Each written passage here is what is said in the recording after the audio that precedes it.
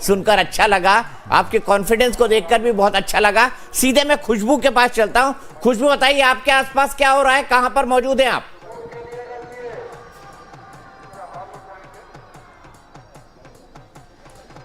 College है पटना का, जहाँ पे काउंटिंग हो रही है, शुरू हो चुका है। बैलेट पेपर की जो काउंटिंग होनी है वो शुरू हो चुकी है एएन कॉलेज के, और उसके गेट के बाहर ही हैं हम लोग। अगर बात की जाए सिक्योरिटी की, सिक्योरिटी पूरी तगड़ी की गई है।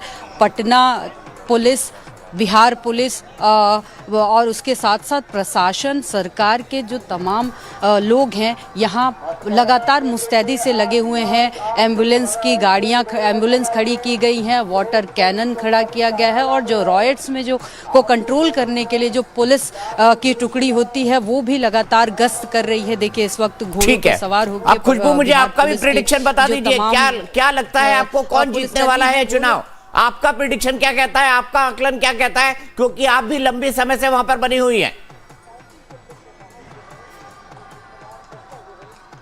जी बिल्कुल, मेरे हिसाब से मुझे जितना मैंने इस बिहार चुनाव को ऑब्जर्व किया, मुझे नहीं लगता कि एक तरफा होने वाला है। मुझे लगता है कि बिहार चुनाव में फाइट है, क्योंकि कहीं ना कहीं देखने को मिल रहा था तेजस्वी के लिए भी लोगों में क्रेज। अगर नीतीश की बात की जाए, नीतीश कुमार के लिए लोगों में था ही, लेकिन तेजस्वी भी कहीं ना कहीं टक्कर में नजर आ रहे थे।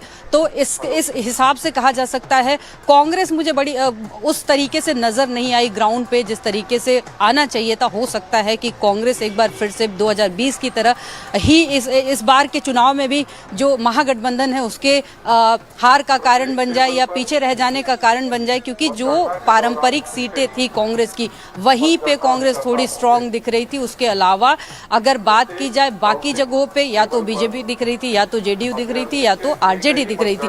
तो एक तरीके से मेरे हिसाब से मुझे जितना लग रहा था, एक बार फिर से इस बार भी 2025 के विधानसभा चुनाव में भी आरजेडी सबसे बड़ी पार्टी बनेगी, क्योंकि लोगों में जो युवा, खास करके युवाओं में जो तेजस्वी का क्रेज है वो देखा जा रहा था साफ, क्योंकि युवा कहीं ना कहीं भरोसा जता रहे थे। युवाओं का कहना था कि अब बदलाव की ज़रूरत है। अब जो बिहार में जो शिक्षा की बदहाल स्थिति है, जो रोजगार की बदहाल स्थिति है, उसमें बदलाव की ज़रूरत है। हमने 20 साल तक भरोसा किया हुआ है, अब किसी और के हाथ में बिहार की बागडोर आनी चाहिए। तो मेरे हिसाब से बिहार का चुनाव एक तरफा नहीं रहने वाला है। मेरे हिसाब से मुझे लगता है कि फाइट है। अब जो मार्जिन भी होगा जीत का, वो थोड़ा बहुत ही रहने वाला है। बहुत लंबा अगर कहा जाए, जिस तरीके से तमाम कई एग्जिट पोल में ये दिखाया जा रहा है एनडीए को काफ़ी बड़ी बढ़त दिखाई जा रही है, लेकिन उस हिसाब से मुझे लगता है उतनी बढ़त नहीं होगी। Neck to neck fight type का कुछ होने वाला है। ठीक है, नेक टू नेक फाइट आपको लगता है। खुशबू के बाद सीधे चलते हैं शालिनी के पास। शालिनी, आप तो दिल्ली ब्लास्ट कवर कर रही थी, एकाएक आपको पटना जाना पड़ा। मुझे बताइए कि वहां के माहौल में कितनी गर्मी दिखाई दे रही है आपको?